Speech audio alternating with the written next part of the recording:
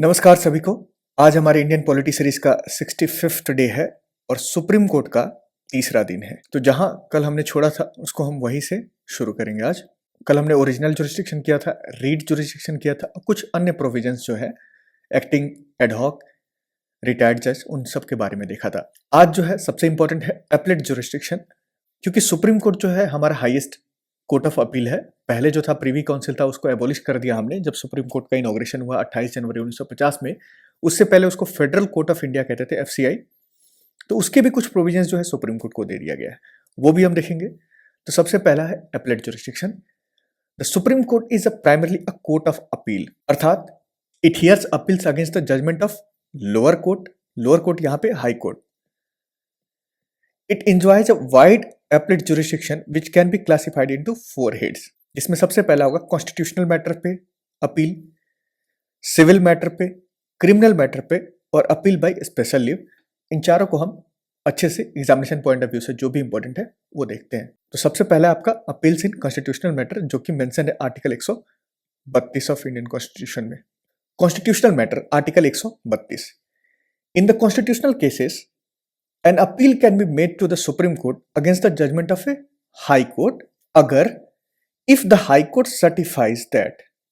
देखिए, आपको अपील करने के लिए एक सर्टिफिकेट चाहिए होता है, वो हाई कोर्ट जो है वो देती है। अगर किसी भी केस में हाई कोर्ट सर्टिफाई कर रही है कि this particular case involves a substantial question of law which require interpretation of constitution. अब संविधान के किसी नियम का इंटरप्रिटेशन हो, उसके बारे में जो डिटेल डिस्कशन होना हो, तो आप हाई कोर्ट से सर्टिफिकेट लेके सुप्रीम कोर्ट जा सकते हो। बेस्ड ऑन द सर्टिफिकेट, जो भी पार्टी एबीसी पार्टी है, ही और she can appeal to Supreme Court कि हमारा जो ये मैटर है हाई कोर्ट में सही से डिसाइड नहीं हो पाया, इस वजह से हम ये मैटर चाहते हैं आपके यहाँ पे डिस्कस हो। उसके बाद है सिविल मैटर्स पे, और जो भी एपलेट जुरिस्डिक्शन है सिविल मैटर पे वो आर्टिकल 133 133 में मेंशन है। तो 132 में आपका मेंशन था कॉन्स्टिट्यूशनल मैटर पे।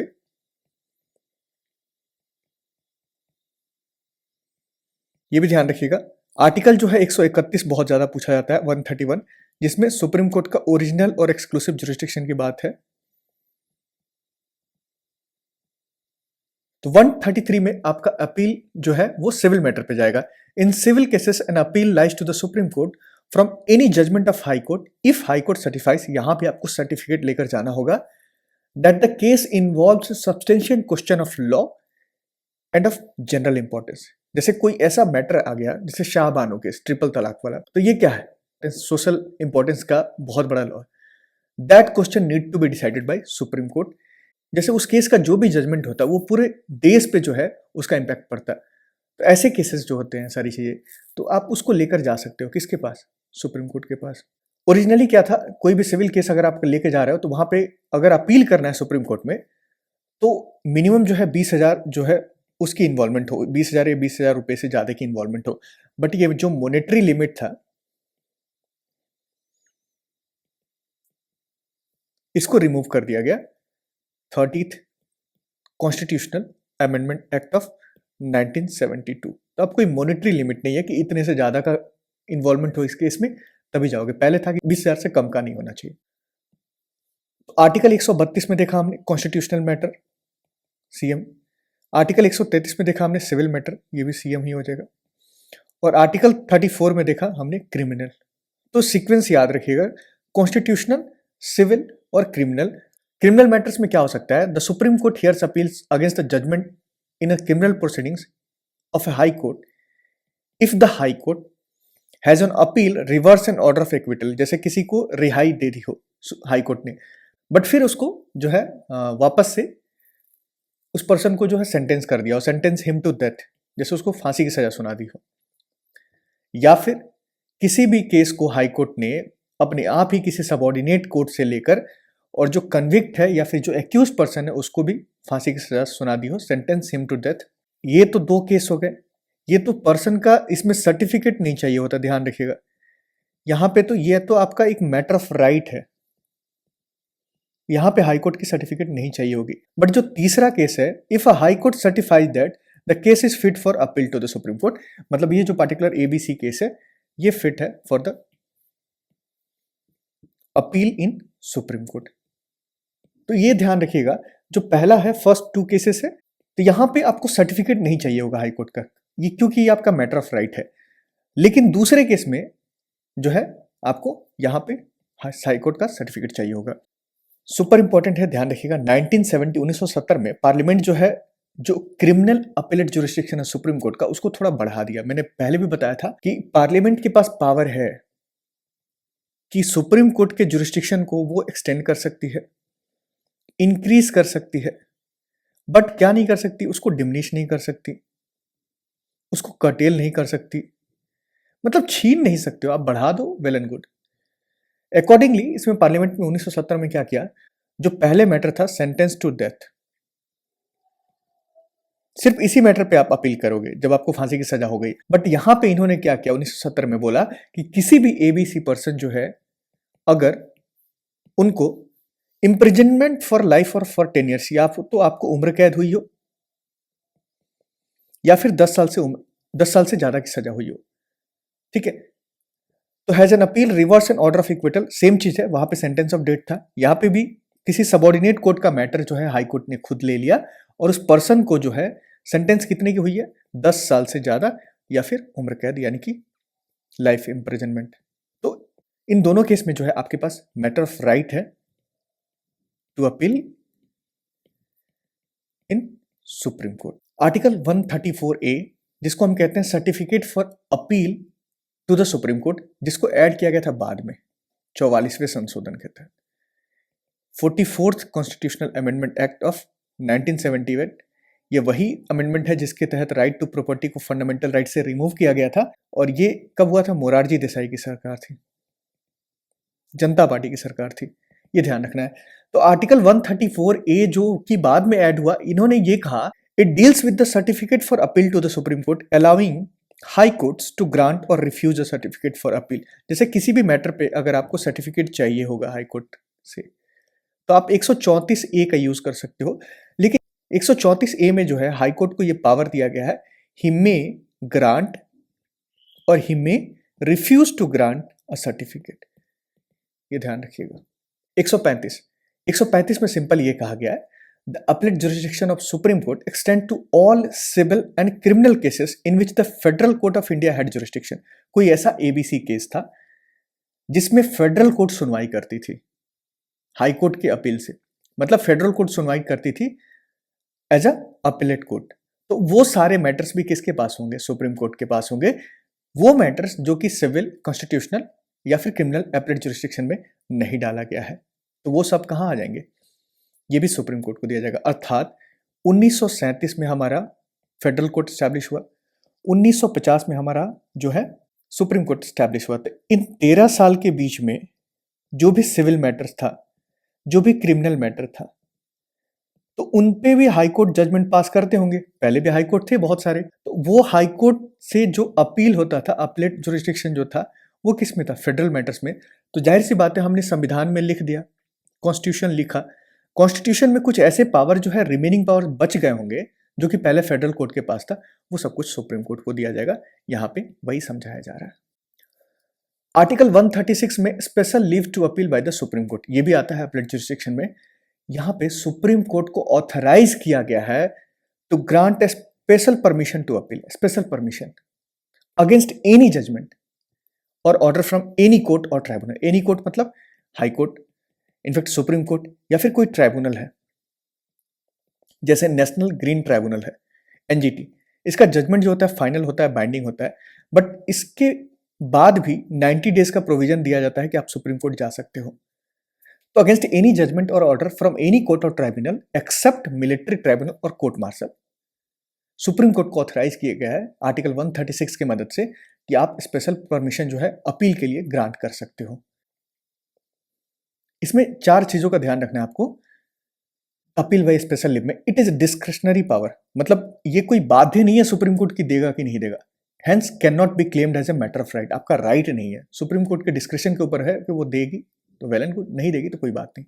It can be granted in any judgment, कोई फाइनल जजमेंट है जिसमें आपको सजा हो चुकी है, सुनवाई हो चुकी है, या फिर इंटरलोकेटरी मतलब कि चल रही है, सुनवाई होने वाली है, सजा होने वाली है, फाइनल जजमेंट आने वाला है। तो दोनों मैटर पे दिया जा सकता है। It may be related to any matter, किसी भी मैटर पे, कॉन्स्टिट्यूशनल हो, सिविल हो, क्रिमिनल हो, इनकम टैक्स हो, लेबर हो, रेवेन्यू, एडवोकेट एक्सेट्रा, किसी भी मैटर पे।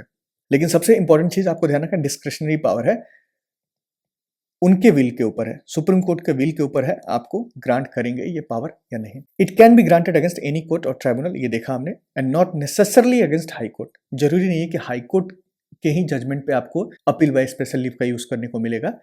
किसी भी ट्राइब्यूनल, किसी भी कोर्ट का जो है जजमेंट है उस पर मिल सकता है, एक्सेप्ट मिलिट्री कोर्ट, ये ध्यान रखना है, कोर्ट मार्शल या मिलिट्री कोर्ट। तो सुप्रीम कोर्ट ये भी कहती है कि ये जो है बहुत ही एक्सेप्शनल और ओवरराइडिंग पावर है, इस वजह से इसको बहुत ही अच्छे से, बहुत ही बारीकी से, बहुत कॉशियसली जो है इसको एक्स्ट्रा ऑर्डिनरी सिचुएशन में जो है इसको यूज किया जाएगा।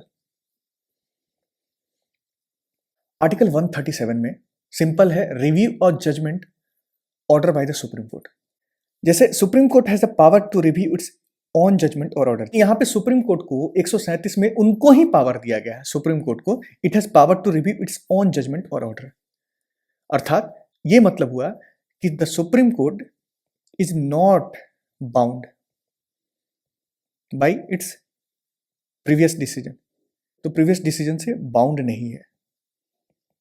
इसका क्या मतलब हुआ, आप जो है जजमेंट पिछले बार जो भी दिए थे उससे डिपार्ट कर सकते हो, अलग हो सकते हो और एक नया जजमेंट दे सकते हो। अर्थात supreme court is self correcting agency.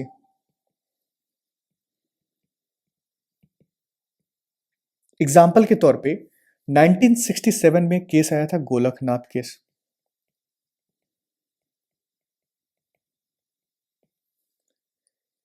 तो जो प्रीवियस जजमेंट था 1967 में गोलकनाथ केस में, जहां पे 11 जज बेंच बैठी थी, उसको रिव्यू करने के लिए इन्होंने 1973 में फिर से बैठते हैं, जहां पे 13 जज की बेंचेस बैठी थी, और यहाँ पे basic structure of Indian constitution का जन्म होता है। तो बेसिकली जो जजमेंट इन्होंने दिया था गोलकनाथ केस में, उसी को रिव्यू करने के लिए इन्होंने 1973 में नई बेंच बैठाई थी। तो यहाँ पे ये रिव्यू कर सकते हैं। जैसे शुरुआत में 1960 में जब बेरू-बेरी यूनियन केस आया था, उस टाइम पे प्रियम्बल को पार्ट नहीं कहा गया था संविधान का, बट जो एसआर बोमई केस है 1994 1994 में, उसमें प्रियम्बल को इंटीग्रल पार्ट ऑफ कॉन्स्टिट्यूशन कहा गया। तो आप अपने पुराने जजमेंट से बिल्कुल अलग जजमेंट दे रहे हो, मतलब अपोजिट जजमेंट दे रहे हो, तो आप रिव्यू कर सकते हो। आप कौन? सुप्रीम कोर्ट, ये ध्यान रखिएगा। आर्टिकल 138 में enlargement of the jurisdiction of supreme court, और ये एनलार्जमेंट का पावर जो है किसको दिया गया है? जैसे कोई मैटर है यूनियन लिस्ट का, सब्जेक्ट लिस्ट में हम देखे थे 7th शेड्यूल में जो मेंशन है, तो यूनियन लिस्ट के रिस्पेक्ट में एनलार्जमेंट का पावर किसको दिया गया है? पार्लियामेंट को दिया गया है। अर्थात जो जुरिस्डिक्शन है सुप्रीम कोर्ट का, उसको पार्लियामेंट जो है एनलार्ज कर सकती है। जैसे हमने देखा 1970 में क्रिमिनल मैटर्स पे इन्होंने इनके जुरिस्डिक्शन को एनलार्ज किया और बोला कि जो 10 साल या फिर लाइफ में इम्प्रिजनमेंट की सजा हो रही है, वो लोग भी अपील कर सकते हैं। तो पार्लियामेंट यहाँ कर सकती है। ये तो हुआ यूनियन लिस्ट। कोई अदर मैटर हो उस केस में, तो जो भी अदर मैटर होगा यूनियन लिस्ट के अलावा, can be enlarge by special agreement, ये ध्यान रखिएगा, can be enlarge by special agreement of the centre and states. सीधा सरल बात, आर्टिकल 138 की मदद से पार्लियामेंट जो है सुप्रीम कोर्ट के पावर को बढ़ा सकती है। उसके बाद आता है आर्टिकल 139A। 139 में हमने देखा था, 139 में क्या दिया था कि पार्लियामेंट जो है सुप्रीम कोर्ट को भी अदर पर्पसेस पे, ये देख रखा है हमने कल की वीडियो में, रीट जारी करने का पावर जो है दे सकती है। यहां पे सुप्रीम कोर्ट 139 में हमने ये देखा था। 139A में है ट्रांसफर ऑफ सर्टेन केसेस, इसको भी बाद में ऐड किया गया। तो transfer of certain cases under article 139A was added by 42nd, यानी कि मिनी कॉन्स्टिट्यूशन। कब? 1976 during the tenure of Indira Gandhi. ये एम्पावर करती है सुप्रीम कोर्ट को टू ट्रांसफर केसेस, अपील्स और प्रोसीडिंग्स फ्रॉम वन और more High Court to itself और टू अनदर कोर्ट। जैसे कोई मैटर है वो केरला हाई कोर्ट में पड़ा हुआ है, कोई मैटर है चेन्नई हाई कोर्ट में, कोई मैटर है बॉम्बे हाई कोर्ट में, और देखा जा रहा है तो तीनों कोर्ट में जो मैटर पेंडिंग पड़ा हुआ है कहीं ना कहीं लिंक्ड है, और इस पर जरूरत है कि एक ही ऐसा लॉ पास करो जो कि तीनों के जो है केसेस सॉल्व हो जाए। ऐसे केसेस में सुप्रीम कोर्ट जो है हाई कोर्ट से अपने पास केस ट्रांसफर कर लेती है। जैसे कि the supreme court can withdraw cases pending before one और more high courts on its own motion or via application by attorney general or a party if they involve the same or substantially the same question of law. Article 140 of Indian constitution में ancillary powers of supreme court. Ancillary का मतलब क्या होता है? Supplementary power, मतलब जो मिला हुआ है, ठीक है। सप्लीमेंट्री मतलब थोड़ा और। सप्लीमेंट्री शीट हम मांगते हैं एग्जाम में, जो शीट हमें मिला हुआ है उससे हमारी आंसर लिखने की पूर्ति है वो नहीं हो पा रही तो हम सप्लीमेंट्री शीट लेते हैं। तो वैसे ही empowers parliament to confer ancillary that is supplementary powers upon the supreme court to ensure it can function more effectively. जैसे कि मान लीजिए आपको 6 क्वेश्चन का आंसर लिखना था लेकिन आप 5 का लिख पाए हो जो शीट मिला हुआ है, तो आपको चाहिए होगा ना एडिशनल सीट। तो वैसे ही ध्यान रखना एक बात को आपको कि जो ये एडिशनल पावर पार्लियामेंट इनको देगी ये संविधान के तहत रहकर दे रही हो।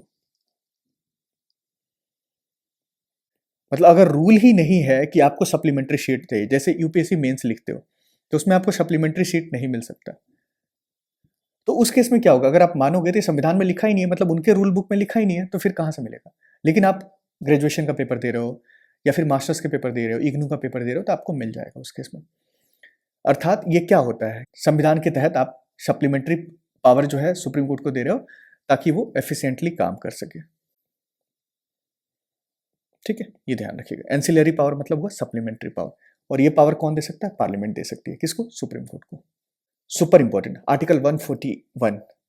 आर्टिकल 141 सीधा sir law declared by the supreme court. जो दिल्ली में बैठा है सुप्रीम कोर्ट, अगर कोई लॉ डिक्लेयर कर रहा है, it shall be binding on all courts with in the territory of India. यानी कि 25 हाई कोर्ट हैं, उन पे बाइंडिंग तो रहेगा ही, जितने भी सबऑर्डिनेट कोर्ट हैं उन पे भी ये बाउंडिंग रहेगा, जितने भी डिस्ट्रिक्ट कोर्ट हैं उन पे भी ये बाध्य रहेगा कि उनके डिसीजन को फॉलो करें। ये ध्यान रखिएगा।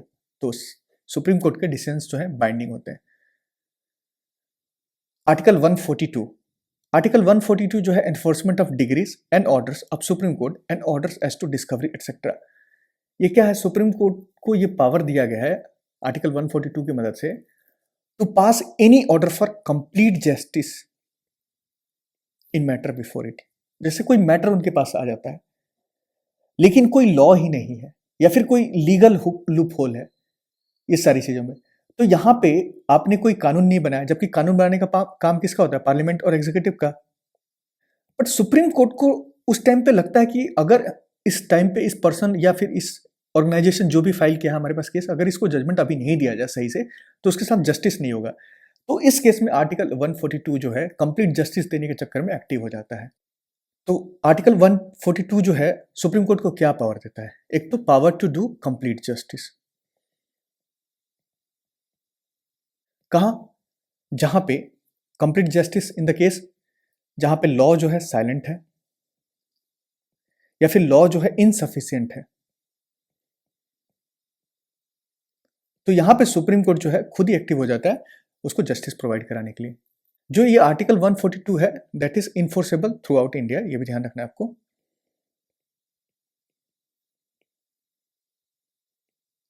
और क्या, ये सुप्रीम कोर्ट के जो पावर है उससे थोड़ा हटके है।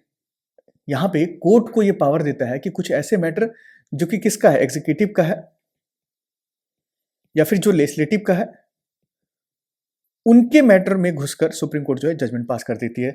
फॉर एग्जाम्पल के तौर पे जैसे सुप्रीम कोर्ट ने एक जजमेंट पास किया था कि रोड साइड जितने भी जो ये बार वगैरह हैं या फिर जो लिकर शॉप है उसको बंद कर दिया जाए और कुछ डिस्टेंस पे रहे ये सारी चीज। तो इसके रिगार्डिंग जो है लॉ पास करने का काम किसका? पार्लियामेंट का, बट सुप्रीम कोर्ट हस्तक्षेप करके। रिसेंट एग्जाम्पल आपने देखा होगा, चंडीगढ़ मेयर इलेक्शन हुआ था, तो वहां पे एक वीडियो जो है बहुत ज्यादा वायरल हो रहा था जहां पे आपको दिख रहा था, बहुत क्रिस्टल क्लियर दिख रहा था कि जो वहां पे अथॉरिटी थी जिसको वो पावर दिया गया था डिसाइड करने का कौन जीता कौन हारा, उसने क्लियरली जो है कुछ वोट को खारिज कर दिया जानबूझ के और बीजेपी के मेयर को बना दिया। तो जब ये वीडियो पहुंची किसके पास? सुप्रीम कोर्ट के पास, तो सुप्रीम कोर्ट ने आम आदमी पार्टी के मेयर को रिइंस्टेट कर दिया, मतलब कि जीता यही था बट उन्होंने उसमें झोल झाल करके जो है बीजेपी के मेयर को बना दिया। इनफैक्ट 2015 में जो एनजेएसी एक्ट आया था जिसको हमने देखा था national judicial appointment commission act, उसको सुप्रीम कोर्ट ने खारिज कर दिया था। ठीक है, तो ये सब क्या है? कंप्लीट जस्टिस के लिए सुप्रीम कोर्ट जो है 142 को एक्टिव कर देती है। अब इन सब पे आधारित जो है हम कुछ क्वेश्चन करते हैं, आपके डाउट जो है यहाँ से क्लियर हो जाएंगे। Which article of the constitution of India deals with the appellate jurisdiction of the supreme Court in connection with constitutional cases? In connection with constitutional cases कहा है, तो यहाँ पे 131 में क्या है, ओरिजिनल जुरिस्डिक्शन है। 132 में क्या है, कॉन्स्टिट्यूशनल मैटर पे आप अपील कर सकते हो। तो आधा आंसर तो ये है।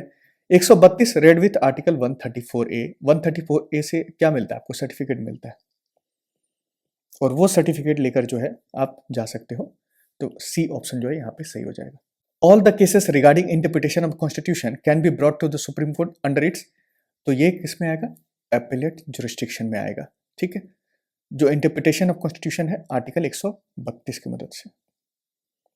Curative petition in India can be filed in Supreme Court under which article, तो क्यूरेटिव पिटिशन जो है ये 142 के अंदर ही है, जो कंप्लीट जस्टिस वाला है। इसके बारे में भी थोड़ा बताऊंगा, क्यूरेटिव पिटिशन का जन्म कैसे हुआ था। कभी कभी सवाल जो है यहां से भी पूछा जाता है। एक्चुअल में जो क्यूरेटिव पिटिशन का कॉन्सेप्ट है उसको वो इवॉल्व हुआ था supreme court case of Rupa Ashok Hura versus Ashok हुरा। ध्यान रखिएगा, केस जो है कई बार पूछा हुआ है। 2002 में क्यूरेटिव पिटिशन का जन्म यहीं से होता है। यहां पे सुप्रीम कोर्ट ये कहती है the curative petition can be appealed in the supreme Court under article 142 of Indian constitution, 142 की मदद से। क्यूरेटिव पिटिशन क्या है, ये एक फाइनल और एक एक्स्ट्रा ऑर्डिनरी लीगल रेमेडी है। एक्स्ट्रा ऑर्डिनरी लीगल रेमेडी है इंडिया में, जहां पे आपका रिव्यू पिटिशन जो है उसको डिसमिस कर दिया गया है और फाइनल जजमेंट भी दे दिया गया है। लेकिन कहीं ना कहीं हमने जो जजमेंट दिया है वो शायद सही नहीं दिया है। तो it is aimed, curative petition is aimed at preventing, ध्यान रखिएगा, aimed at preventing gross miscarriage of justice.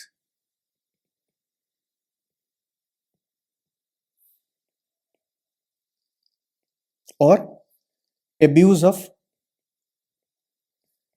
Court process. अब जाहिर सी बात है, कभी कभी कोर्ट जो है ऐसा जजमेंट पास कर दे रही है, आपको क्लियरली दिख रहा है कि ये पर्सन है, ये सारी चीजें जो है इसने ये गलती नहीं किया है, बट फिर भी आप उसको सजा दे रहे हो जस्ट बिकॉज कि उस वक्त पे एविडेंस नहीं मिल पाया।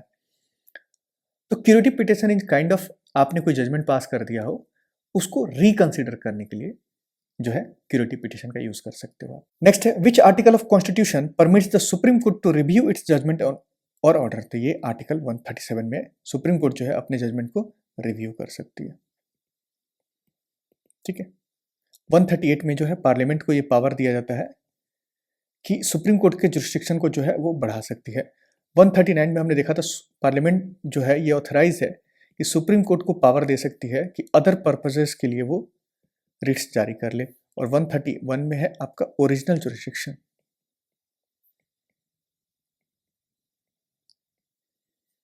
ये ध्यान रखिएगा।